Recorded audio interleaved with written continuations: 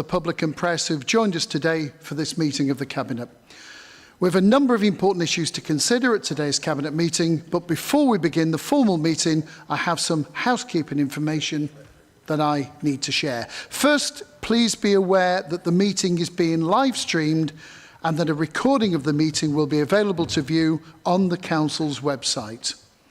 Second, the Council allows filming and photography at its public meetings, so please feel free to take pictures and post to social media during the meeting. Third, can I ask everyone to turn their mobile phone as he reaches into his pocket to make sure he's doing it, to turn your phones, yes I have, on to silent or vibrate whilst the meeting is taking place, please. And finally, in terms of housekeeping notices, there is no fire alarm scheduled for today, so if the alarm sounds, please leave by the nearest marked fire exit and proceed directly to the fire assembly point outside the cathedral. If the sound is intermittent, please stay where you are and you'll be escorting from the building in due course. Thank you. Item 1, apologies for absence. Dan? Thank you, Leader. I've received no apologies for absence. That's kind, thank you. Item 2, does any member wish to declare any disclosable pecuniary interest or non-statutory disclosable interest? I can't see any hands raised, so members have been asked to notify Democratic Service of any declaration of interest in advance of the meeting. So as there's nothing else to go, we'll move on to item 3. Item 2 is the approval of the minutes of the Cabinet meeting on the 6th of August.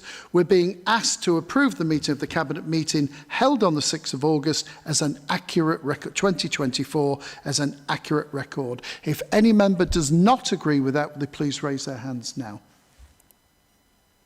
I can't see any hands raised, and so we have accepted the minutes as a true record. Item 3, petitions and public questions. Do we have any? Nothing, so we will move on to item 5. We're now going to move to consider strategic decisions. Item 5 is the Q1 Budget Control Report. Councillor Mohammed Jamil, Cabinet Member for Finance and Corporate Governance, please can you introduce your report, if you will, please. Thank you, Leader. It gives me great pleasure to give you the Q1 report. As people who will have seen it, this report sets out the Council's current year forecast against budget, which at the end of the first quarter stands at a disappointing 10.3 overspend, 10.3 million overspend. This is roughly the equivalent of 5% of our net revenue budget. There are a handful of key areas driving this pressure, largely interest rates remaining high, the impact of costs of borrowing, a rise in the demand for services such as children's social care placements, adult social care packages, and temporary accommodation due to homeless presentations. It is stark to see this position so early in the year, but we always said that the budget contained a moderate degree of risk. What's important is that we collectively as an organisation manage this. Swift actions have already been put in place by our corporate leadership team to further reduce the use of agency work, reduce our exposure to new borrowing, though a moratorium on capital expenditure still exists. In addition, a freeze on procurement is in place so improvement can be made to this service, and a freeze on new recruitment unless it is absolutely business critical. There are headlines in the media about other local authorities in a similar or sometimes worse position than ours, but we must remember that we all start from a different base. Peterborough does not have the reserve balances available to fund this overspend. Getting to a balanced position is imperative. So this report sets out our financial risks, progress on delivering our savings programme and the capital programme. With that brief summary, I'm happy to recommend that Cabinet notes this report, and I will ask our Finance Director to come in and say a few words. Thank you, Chair. And just to reiterate what we have already heard today, the financial position of the Council is stark. Since we prepared this report, we have also got month 4 forecast, which is getting worse than quarter 1. And we had a very early sight of month 5, and the position is not improving throughout the year. If we don't rein in expenditure very, very quickly right now, our general fund reserves will be completely wiped out by the end of this financial year. So we need to take urgent action to address the financial position.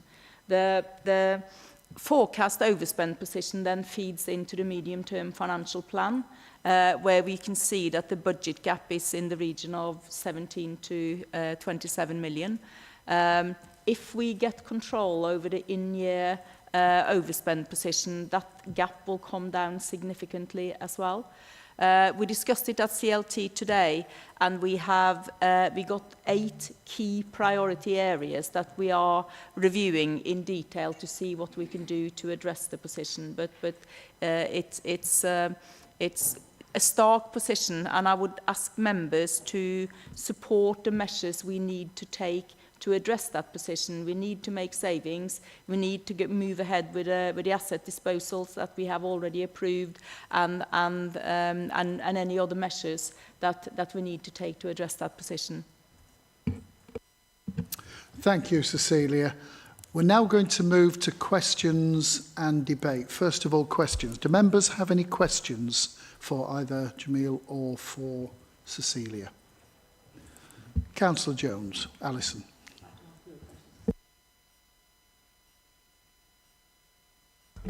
Gone off. It's wobbling. You've talked about the asset register. How far are we actually along doing that? What are the timelines for seeing that come to fruition? So we are in the middle of a locality asset review, which is looking to dispose of a number of community assets. There is a monthly update that goes to members, so you can see progress. We are in the process of completing 4 disposals. And we are also at the same time looking to invest in some of the assets we have decided to keep. So we will have a lot fewer assets, but they will be better maintained and more fit for purpose. So that is progressing. We have also got a disposal schedule of non-community assets, which is surplus assets that we can no longer afford to keep. So we are looking to generate, hopefully, capital receipts close to £20 million by the end of the financial year, providing that the disposals go to plan. Leader, can I just add on to that? The paper and the figures that you've seen, we met last week as the Financial Sustainability Working Group. Members from all parties are on that group, so they are aware, and we're looking at this as a jointly between all parties, not just on us. So we're grateful for the support that we're receiving from the other parties. Good point. Thank you, Councillor Jamil. Any other questions? I'd like to ask you one, if I may. A couple of things. One is we're looking at the capital moratorium because of the interest rates. Any sign of the interest rates coming down, and over what period? Yes, actually. I did see a little bit of a news flash on my phone today that so borrowing rates from the Public Works Loan Board are linked to, not to the Bank of England bank rate, but to gilt yields. So the volatility in the market is affecting the borrowing rates. So I did see a news flash today that it looks like rates are dropping as we speak. They drop and then they go up. So we always look out for opportunities to refinance maturing loans as the best possible opportunity. When we see rates dipping, we might refinance a little bit earlier than we need to and take that cost to carry if we think rates are going up again. The other thing we're doing with a disposal programme, the capital receipts that we get in, just to clarify, that's not money we raise to spend on services. That capital receipts can only be used for capital purposes. So the first port of call for those capital receipts is to repay debt. The council's debt portfolio at the moment is costing us £36 million a year. Every £10 million we can repay of that will give us £1 million revenue savings. So at the moment, if you're looking at borrowing, it's around about 5.5%.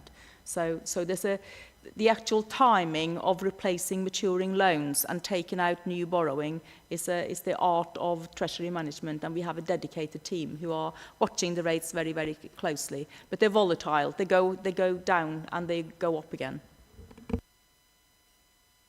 And may I ask, following on from that, it says here high-risk rate savings have been subject to additional scrutiny, and how high and how risky are they, and as it's in there? So we have seen, again, a little bit movement from where we were at the end of the June report, the Q1 report. Some further savings have been delivered, and with the update I saw this morning that have moved on a little bit from this, we still have just over £1 million left in red-rated savings, and that is in children's services and in a very small amount in legal services. Apart from that, all the red-rated savings have moved either into amber or green and blue as being delivered. There's still a high level of risk around children's services. Other savings areas, I would say, are broadly under control. Thank you, Cecilia. Are there any more questions before we move to debate? Councillor Cahill. I just had a question relating to the adults and social care element. Given that we're going now into an arena whereby we're looking to digitalise the service, do you think that will have any impact on further savings and efficiency and delivery of the service ultimately that can help us mitigate some of the pressures that we have in that area? Yes, absolutely, and maybe Oliver can answer this even better than me, but I have to say I was very impressed with the adult service when we saw the figures and the savings associated with automation, magic notes, working in a smarter way, providing more challenge within the service when it comes to the high expenditure areas. So I am less worried about adult services. I think the in-year position will improve throughout the year, and I see in the MTFS the pressures have eased through the work that has been undertaken. There's still more work to be done, and I'm sure if Oliver and his team can find even more savings, it will help us in other areas, but a really good progress in adults. Thank you. Any further questions? In which case we'll move to debate. Councillor Cole. Hello, thank you. Within Table 2, where it says budgetary risks, it says one of the mitigating factors for social care high-cost placements is that the Service Director is now going to approve all children entering care. Can I just ensure and guarantee that we are not going to put any vulnerable... I'm saying we are not going to put any vulnerable children at risk, even though that is one of the factors that's there to mitigate some of the spending with... high-cost children's placements? I don't know, probably you can answer this or you can, John. I'll leave it entirely up to you. I think it's one for John, really, but I just wanted to give some assurance that we're not looking to put vulnerable children at risk. The savings in children's services are service transformation savings, where we need to do things in a more modern, up-to-date, streamlined way. We still have quite clunky processes in some areas, so it's about having a more efficient service, like we've seen in adults, and that needs to be replicated in children's. But I'm sure John can answer that. John, please. Yes, thank you. The additional checks and balances that we've put in place in Children's Services with the Service Director making those decisions regarding high-cost placements are in a reflection of the severity of which we find ourselves budget-wise and the seriousness with which we're taking this critical issue. No, I don't believe that in itself will put vulnerable children at risk. It's just providing an additional level of management grip and oversight. The challenge does remain for us in Children's Services, and I can't be confident today that the savings that we've identified that we're required to save will be delivered in year. But we continue to work very closely with colleagues to ensure that we do our very best. Thank you, John. Any other points to debate? Councillor Keoghan. Thank you, Leader. I was just really interested in the impact that transport costs for SEND children is obviously on the increase. Have we looked at other ways in which we procure those contracts, contract them out to look at mitigating costs? It's just that I'm mindful of the fact that the more EHCP plans we're approving with the register of SEND children increasing is having an impact on those services as well. And it looks like an area that seems to be quite sort of burden heavy in terms of finances. Is there a way that we can have a look at sourcing out to or probably putting it out to a competitive tender that would look at savings there, or is that possible, or is this just a sort of a non-question?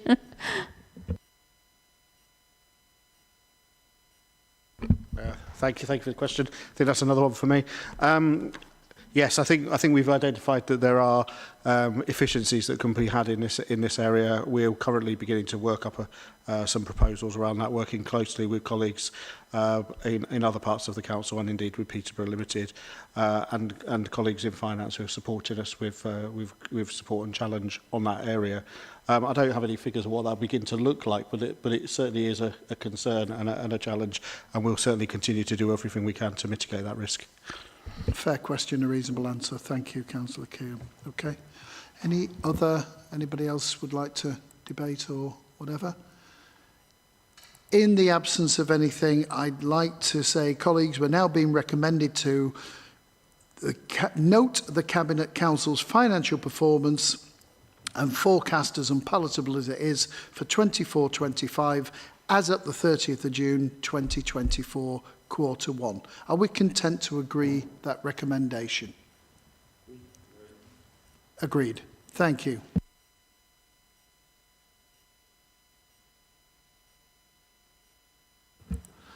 Item 6 is the quarter one update for the medium-term financial strategy 2025 to 28. Councillor Jamil, as Cabinet Member for Corporate Finance and Corporate Governance, will you be kind enough to introduce the report, please? Thank you, Leader. You've just heard me talk about the current year's financial position, and this report looks at our outlook for the next 3 years. Our officers have reviewed assumptions for inflation, interest rates and service demand, and have made an assessment of the impact that this may have on our budget going forward. In addition, we have factored in early estimates in relation to our transformation projects, which are being taken forward in 4 corporate priority programme boards. You will not be surprised to hear that the same issues impacting on our financial position this year are also adversely affecting the position over the longer term. In addition, our growth forecasts for the NNDR, more commonly known as business rates, have slowed down, coupled with an increase in valuation appeals and the empty property relief.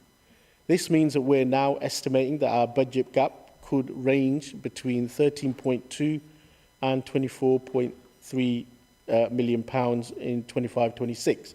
So as with the previous item, the more we can get down this year, the better the position will be going forward.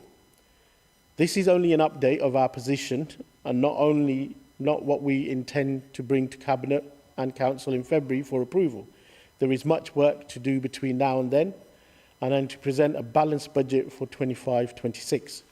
But it is clear we need to examine closely how we operate and what services we will be providing as we continue, if we cannot continue as we are.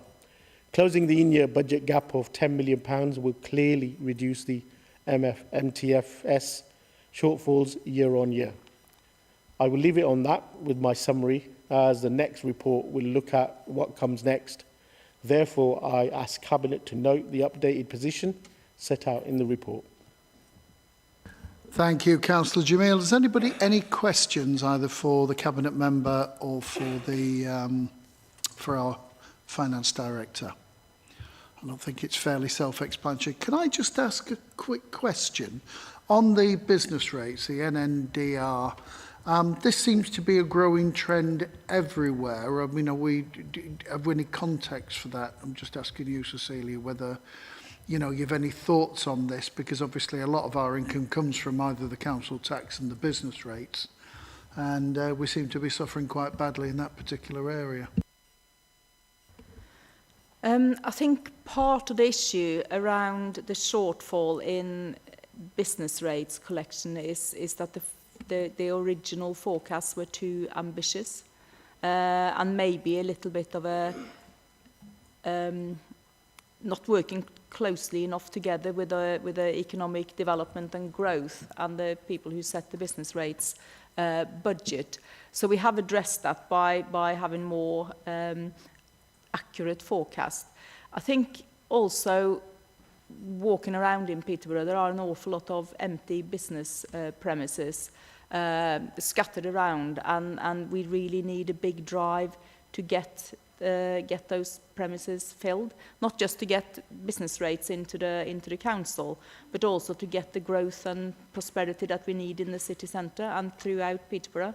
So if we can address the shortfall, it will significantly improve our financial position. So one of our top priorities at the moment is to get a team together, work with the right partners to get growth in NNDR receipts.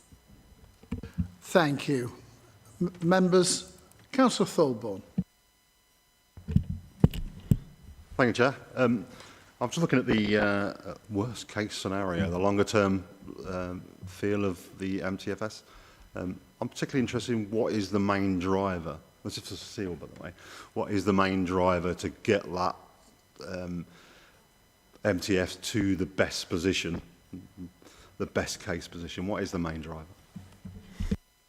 So there are three key areas where we see an increase in demand. It is homelessness and the need for temporary accommodation, and it's social care, adults and children's, mainly children's. I think in adults there has been a fair amount of business transformation that has offset the additional cost of the demand, although there is still more work to be done. But the key areas where there's been an increase is children's and temporary accommodation. On top of that, we got inflationary pressures, we got pay awards, we got minimum wages, all the kind of the cost of capital, market conditions, and all the things that are completely outside our control that we just have to manage on a day-to-day basis. We set the budget on a cash limit basis, where we take resources available and we divide it up between our priority areas, where the additional demand is built in, but then with a savings target on the back of it to get the service savings teased out. But I don't think we will ever get to a position where we don't have year-on-year pressures. I've worked in local government for many, many years, and I've never had a year where this has been easy and there's been no gap to fill. So for us, I think the key to get the solution to this is to manage demand, reduce demand, more preventative work going in, and also through service transformation, which our independent improvement panel have been very, very helpful in helping us with that. Thank you, Councillor Thorburn. Thank you, Cecilia. Councillor Cahill. Thank you, Leader. I was really interested on page number 55 of the corporate strategy document that says that we should be creating more better paid permanent jobs across a broad range of sectors. And also point number 2, providing better opportunities for people to gain new skills. I've had some really interesting discussions with our Director of Public Health in talking about some students that may come over and help us with some of our projects in terms of, I think it would be a good opportunity to have a look at how we can create more partnerships. Do you think that that would help us in fostering, again, opportunities, keeping people here within the city when we offer those opportunities here as an authority, and the potential to look at other stakeholders to come on board and join us in that venture? Thank you. Yes, absolutely. And I think that's part of the bigger picture, is linked to the shortfall in business rates, the way we work with local businesses and local employers. For instance, looking at apprenticeships and offers for care leavers, where it isn't creating everything within the council, is working with partners and stakeholders who can help us with delivering the opportunities that we deserve in the city. Thank you, Councillor Kelm. Councillor Cole. Thank you, Chair. Leader. On page 38, it says that there's a feasibility study being conducted regarding special education in these places. I just wanted to ask whether the results of those studies are going to be brought to Cabinet, and then could they be shared with education scrutiny, to ensure that transparency is there regarding places for SEND children in Peterborough. The work regarding the feasibility study for SEND is ongoing. Yes, we'll absolutely bring that to scrutiny. I'm not sure at this stage whether there'll be a requirement to bring it to Cabinet, but obviously if there is, we of course will do so. Thank you, John. You okay? Any further questions for any of the members? Okay, in which case can we move to debate? Anybody would like to start that off? If not, can I? And it's really not just so much a debate, it's the fact that I was at a meeting over the weekend, a leaders' summit, and the top three, everybody was temporary accommodation, children's services, adults and health. It's almost a sort of, I'm strangely comforted that that's a common thing across, although it doesn't help us. Has anybody, is there any sort of either, we talk about cross-party working, which Councillor Jamil mentioned before, do you find that, either through SIPFA for your professional body, are there any strategies, any sort of cross-fertilisation where we might be able to bring that kind of thing under control in any of these areas? Yes, networking is very, very important. And the reason we know that these are national issues is because I speak to other CFOs in other authorities, and we all have the same pressures. We do learn from each other as well. I think, for instance, with temporary accommodation and housing, we need to make sure that we have really good working relationships with registered providers in Peterborough. And Rob is working on that, obviously, rather than us providing temporary accommodation ourselves. If we have a good working relationship, it will help us to address that. And the same with children's and adults. We look at communality where we can use each other's IDs, if you like. The one, as you would heard from Councillor Jamil's introduction, and it's in the report, the difference between us and other local authorities that I speak to is most of them have reserves to cover the in-year deficit, and in a year or two they will run out of money. The Peterborough position is that we will run out of money in this financial year. At the end of this financial year, the general fund reserves will be completely gone unless we take some drastic action. And it's a constant challenge for all local authorities at the moment, and we do look at measures we can take to address it. Like we talked about in adults, like they have done with the transformation work in adults, is tried and tested methods that other local authorities have implemented as well. Bring Matt in, please. Yeah, I think just to emphasise the importance around grip in the finances in year. Councillor Jamil's right, we have got an excellent cross-party group in place. We regularly share this information monthly with that group. We are keen to get ideas, support, collaboration about what we can do differently. But it actually goes to the heart of actually is around transformation. We have to be open around new ways of working. The question around digital is absolutely spot on. We have to redesign our services. We have to contend with demand. When you look at the home to school transport areas, it's gone up by 19-20%. That's the challenge. Your demand on some of those areas is way out of kilter with some of the services that we've got. That's why we always have a gap in terms of the MTFS. That's the problem. So we have to look at different ways and means of delivering those services, including our layers of structures, management, restructuring, how we work with partners, etc. is absolutely critical. So I just think those are the key critical issues that we are facing, which ties into the next report in a minute around refocusing our priorities as well. Thank you, Matt. Councillor Keown. I think this is a really interesting debate, simply because of the fact that when you look at facets of adult social care, for example, we actually form one cog in the wheel whereby we need adequate, strong partnerships across the board with the NHS, with the ICB. We've got a really good local plan that stipulates that we need so many houses within so many years, but part of that is also the importance of infrastructure. Are people gaining accessibility to a GP? Do they have pharmacies around the corner? Are they going to be healthy and thriving with some of our strategies? And I think those partnerships are really important for us to focus on, and part of the conversations that we can have with our stakeholders to help us deliver on those goals and achievements. And prior to this, it's very frustrating sitting in opposition, obviously, but now we're in this position. I think that we have an opportunity to have some really good, strong conversations around how we can deliver on some of those parameters. Absolutely. Anyone like to come back on that? I mean, the only other thing is, and it's probably one for Cecilia, and it's going to be framed as a question, but at this stage, you're looking with borough councils. Where I was, you're not dealing with county councils, but obviously you've got district councils. I'm really comparing ourselves with some of the unitary authorities, and most of the troubles seem more or less of a similar ilk. Is that what you're finding when you talk to people?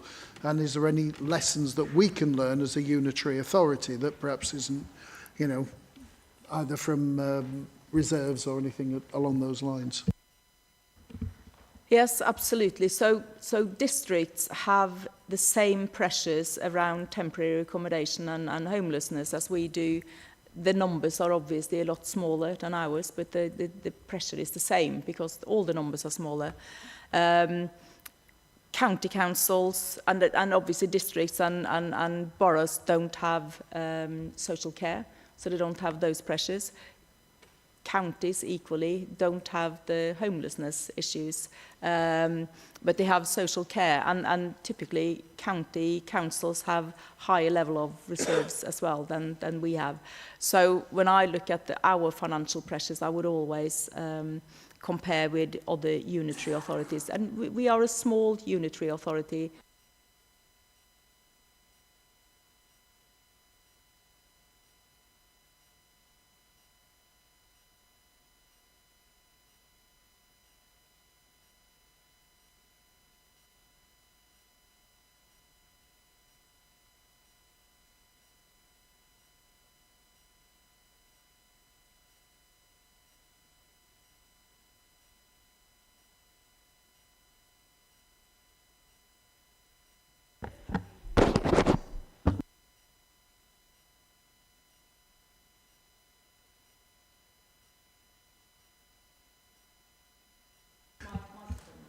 That I was going to say, you just sort of went, we can hear you, but I was just thinking about the live stream, that's all.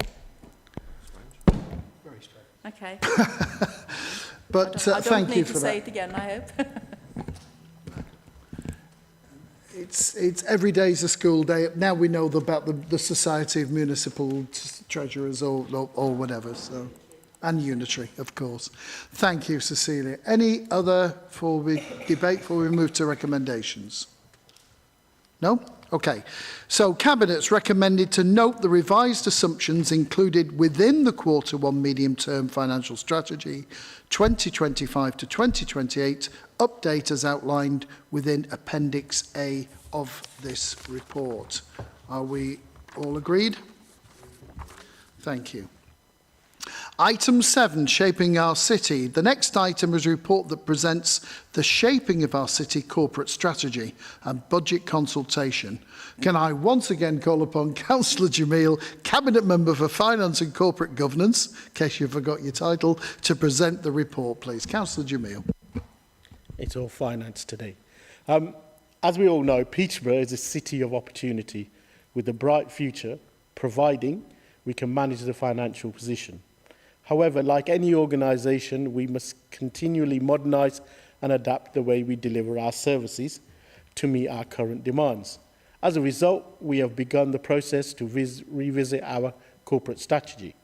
As I've said in the previous 2 financial reports that have come before you today, we continue to face the ongoing pressures, and it is essential that we reach and maintain a position of financial sustainability. The Council is currently estimating that there is a budget gap for 25-26 in the range of £13.2 to £24.3 million, as I have just covered. This means that we need to be more precise about how we spend the Council's limited budget and be really clear with residents where our focus will be over the next 3 years.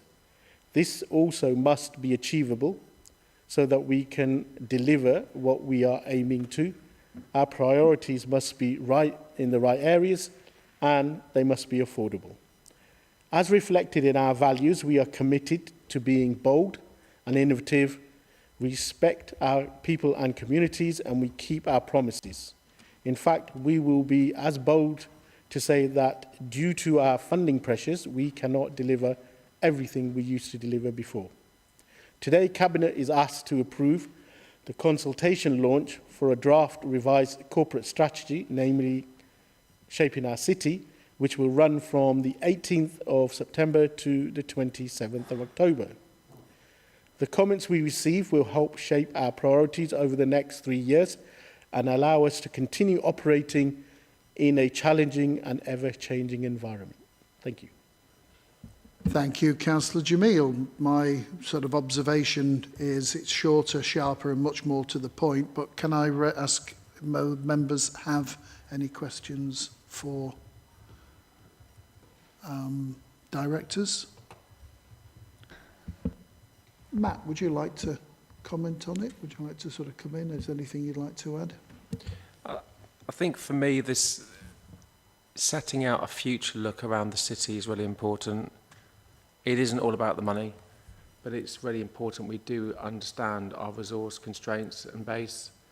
But this builds on the work we did a few years back around the budget consultation, around our priorities. And I think as councils right across the country are all doing the same, this is about redefining what is really important. It's not everything we do, but the document sets out, and there's already been some good engagement with cross-party political leaders, with the Cabinet, etc., around setting out what are the things that we really need to focus our resources on.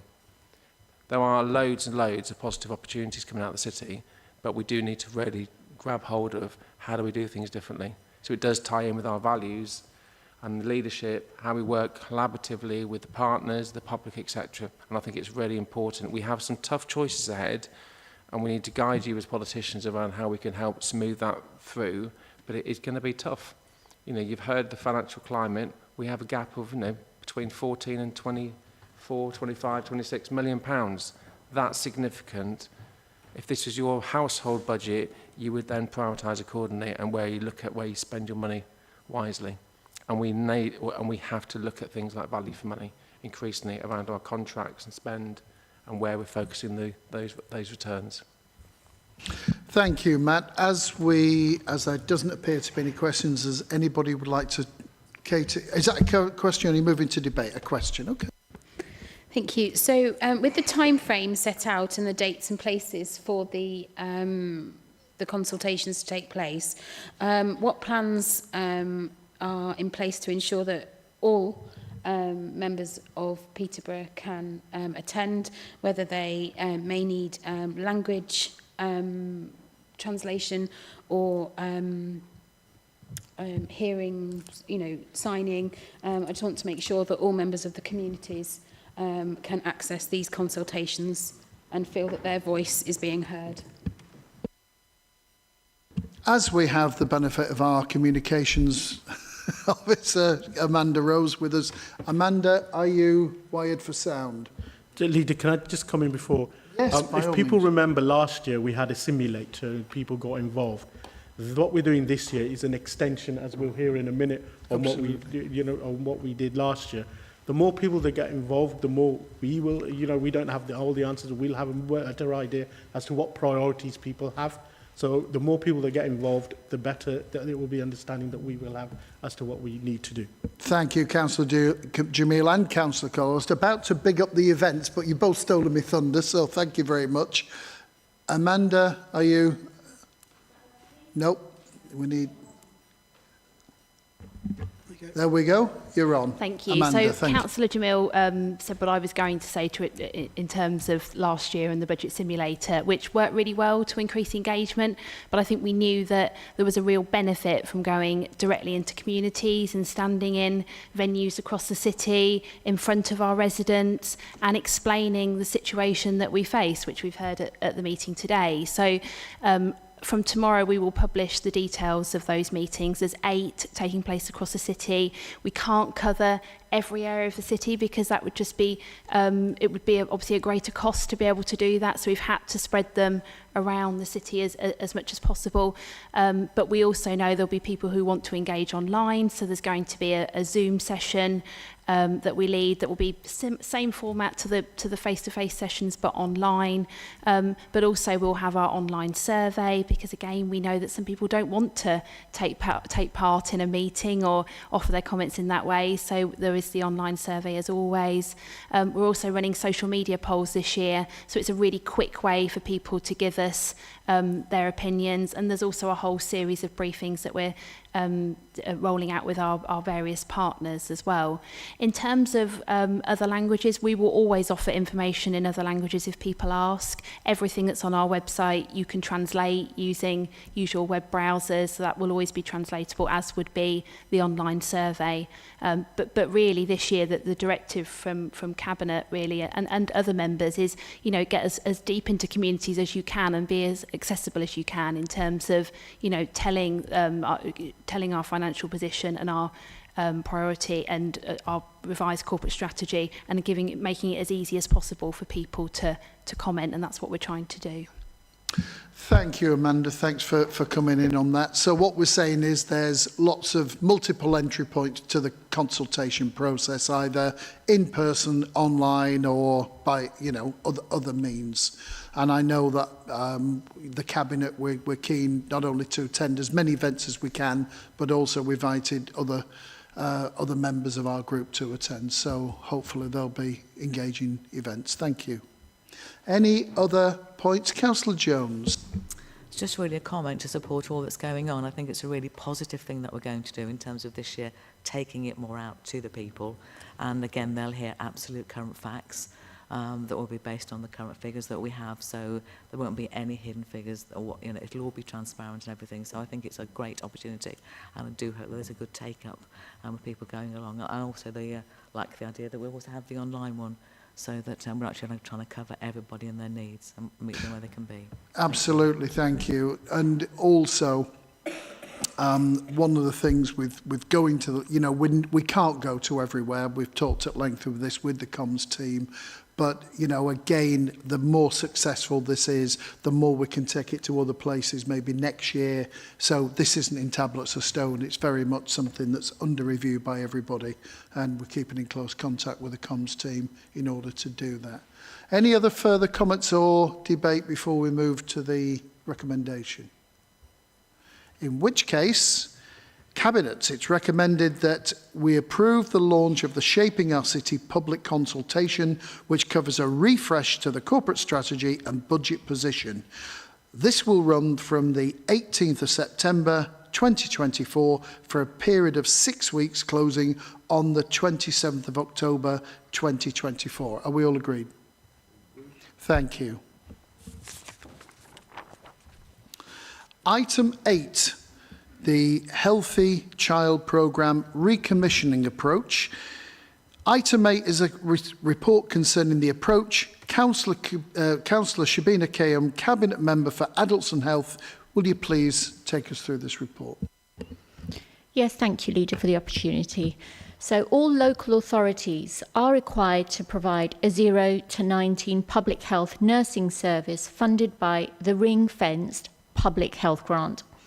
Currently, this service is delivered through a Section 75 partnership arrangement between Cambridgeshire County Council and 2 local NHS trusts, namely Cambridgeshire Community Services NHS Trust, CCS, and Cambridgeshire and Peterborough Foundation Trust, CPFT. Peterborough City Council delegates this function to CCC, which is Cambridgeshire County Council, don't want us to get mixed up in the abbreviations, which acts as the lead authority in partnership with the NHS Trust.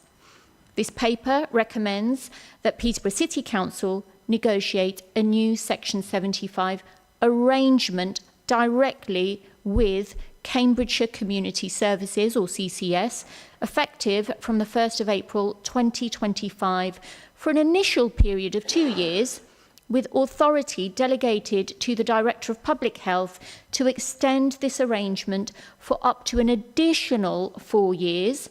In March 2024, the Cabinet approved the commissioning of an integrated Healthy Child programme across Peterborough and Cambridgeshire, and the proposed arrangement will support this integrated approach. Thank you. That's the close to the introduction. Thank you, Councillor Kayham. Mike, would you like to come in on that? Are you okay for the moment, ready to take questions? Yeah, happy to. Questions, please, either for the Cabinet Member or for Councillor Jones. Thank you for that. Can you just say, with the awarding the contract to the CCS, do you think that's likely to improve the service that we're going to be receiving? Thank you. So just to outline, because it's an arrangement and not a contract, so I think terminology needs to be absolutely correct over here. And as outlined in the committee paper, Councillor Jones, commissioners are assured that CCS are able to deliver the health functions of the local authority in respect of the Healthy Child programme. And it was noted that the performance obviously speaks for itself. We have data in relation to that. So we are absolutely reassured that CCS will be able to deliver on that. And I'd like to bring Mike in to add any additional comments, if I may.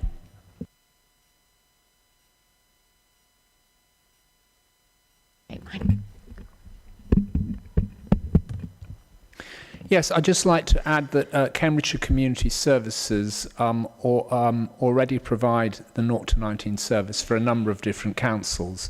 So they have wide experience of doing so. This includes Norfolk, Bedford, Luton, and Central Bedfordshire. So, of course, Peterborough has its own particular needs, its own particular characteristics, but this organisation does have the experience of running services in a variety of different populations. Can I just add to that? By all means, Councillor Kayham. Thank you.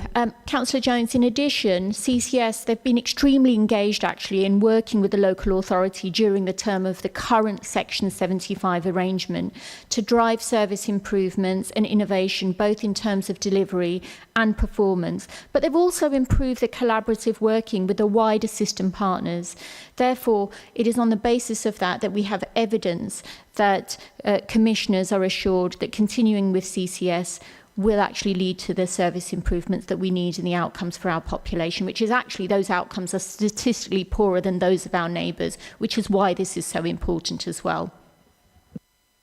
Councillor Jones, are you content? Yeah, that's quite a comprehensive answer from both of you, so thank you. Thank you for that. Councillor Jamil. Thank you, Chair. I've had some concerns raised about the awarding of the contract. For my sake and probably everyone else's, can you just go through the process that we've gone to arrive at the situation that we're in today?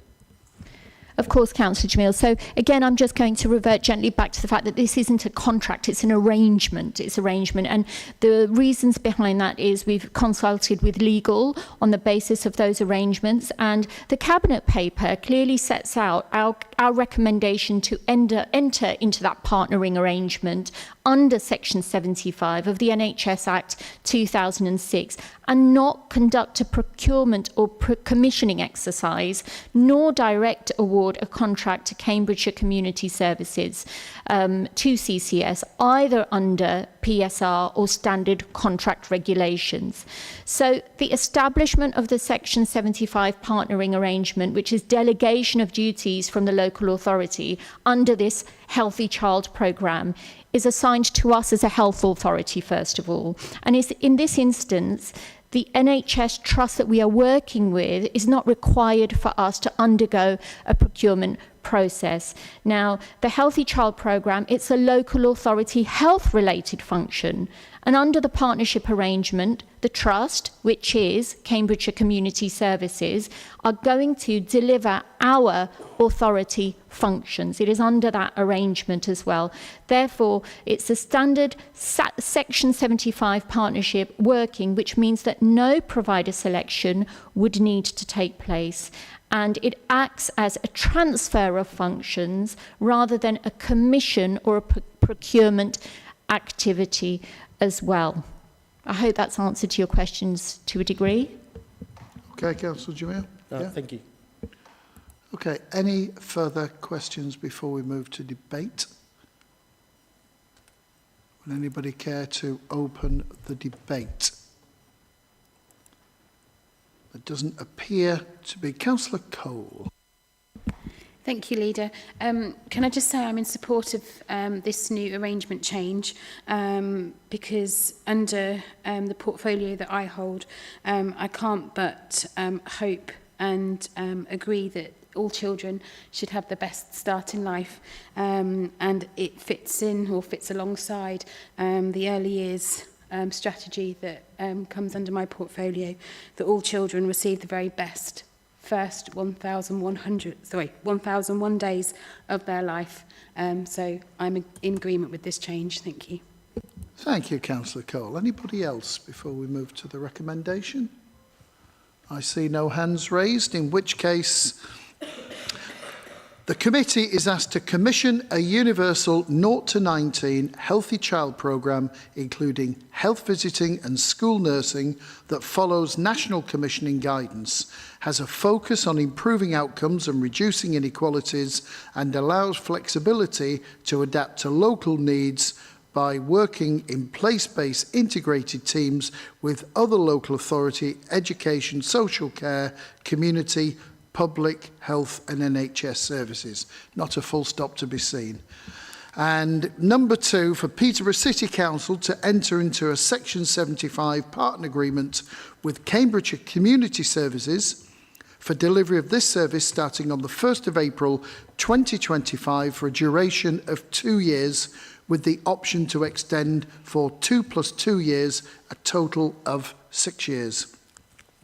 To agree the annual budget of lots of noughts here, 4,092,144,000 per year, to delegate authority to the Public Director of Public Health to exercise the option to extend the Section 75 partnering agreement after each 2-year period. Additionally, grant the discretion to the Director of Public Health to amend the extension period into shorter durations based on service requirements. You may have noticed I skirted over the numbers very quickly there. I got that completely wrong. Are we agreed? Thank you. Final item on today's agenda, academic conversion of a school. And item is a report concerning the academic conversion of a school. Councillor Casey Cole, Cabinet Member for Children's Service, will you please take us through this particular report? Thank you, Leader. Newborough Church of England Primary School is currently a maintained voluntary controlled or VC school which is undergoing conversion to academy status by virtue of an academy order made by the Secretary of State under the Academies Act 2010. This report seeks consent to the various contracts and leases required as part of this process for a proposed conversion date of the 1st of November 2024. Thank you. Thank you, Councillor Cole. Members, do you have any questions? Councillor Ellis, welcome to your first Cabinet meeting, Councillor Ellis. Thank you, Councillor Jones. I'd like to ask for the reasons why Newborough Church of England Primary School is being converted to an academy, and also will that affect the funding that we have for the remainder of primary schools which aren't academies?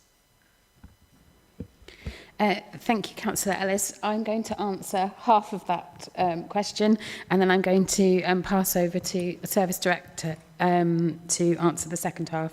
So the reason why Newborough Church of England Primary School is converting to an academy is because they have received 2 requires improvement judgments. Peterborough City Council will support the school and academy to ensure all children of Newborough Primary School receive a good standard of education moving forward.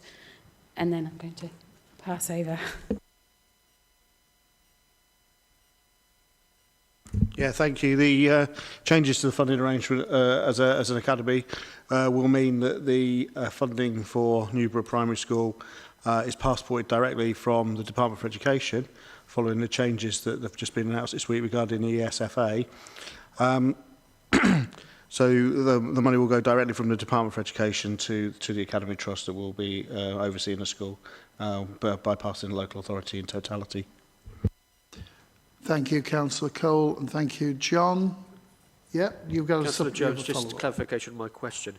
What effect would have on remaining schools which aren't academised, primary schools, the change in funding, if any? The local authority retains a number of statutory responsibilities for the school system, irrespective of the number of academies that are within the locality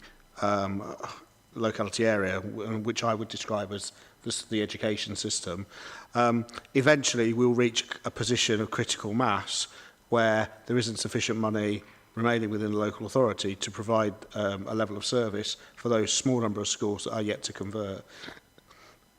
We're not at that stage yet, but you know, there is a vulnerability to the system at some point. We retain a number of statutory responsibilities, and those are funded through local authority top slice of the dedicated schools grant, which is then passported through to the remaining schools that the local authority has a responsibility for. Councillor Jamil, do you want to come back on that? Sorry, Councillor Ellis, do you want to come back on that? You're content, okay? Councillor Jamil. Thank you for that answer. So just for my understanding, how many schools do we have left? And at what point does it become untenable for us to have those schools, so they then have no choice than to become academies?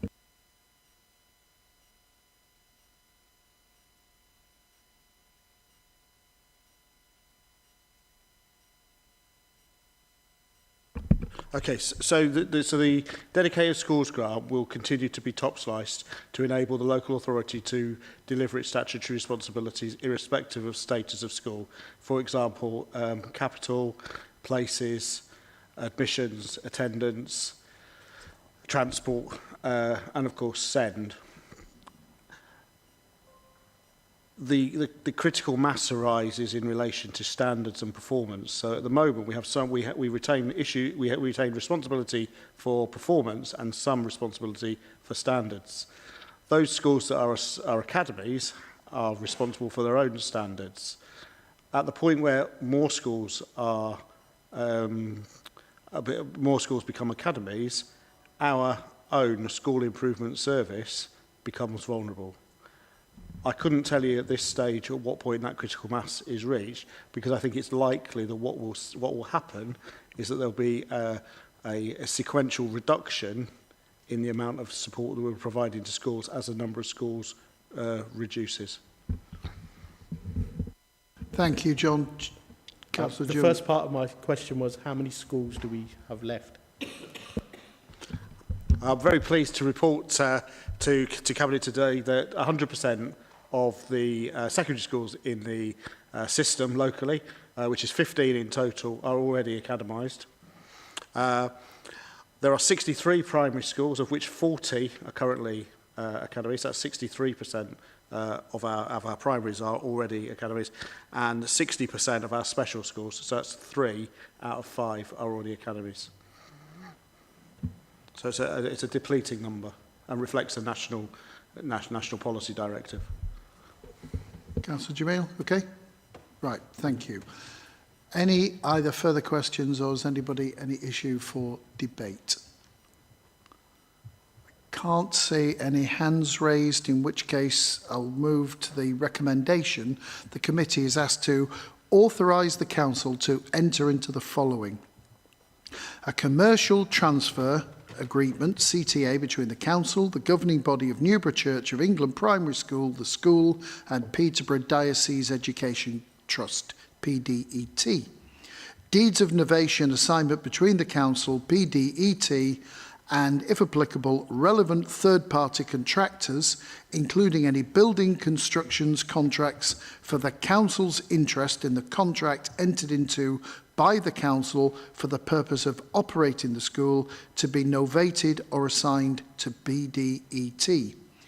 Authorises the council to enter into the following: a lease of 125 years of the playing fields occupied by the school at a peppercorn rent granted by the council to PDET.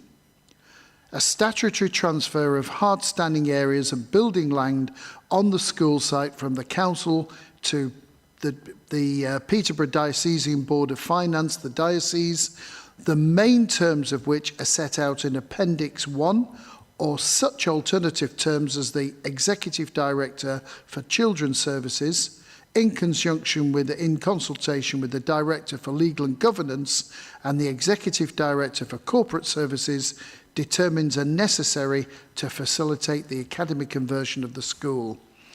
And thirdly, delegate authority to the Executive Director of Children's Services, in consultation with the Director for Legal and Governance and the Executive Director for Corporate Services, to negotiate and enter into any documentation reasonably required to facilitate the academy conversion of the school.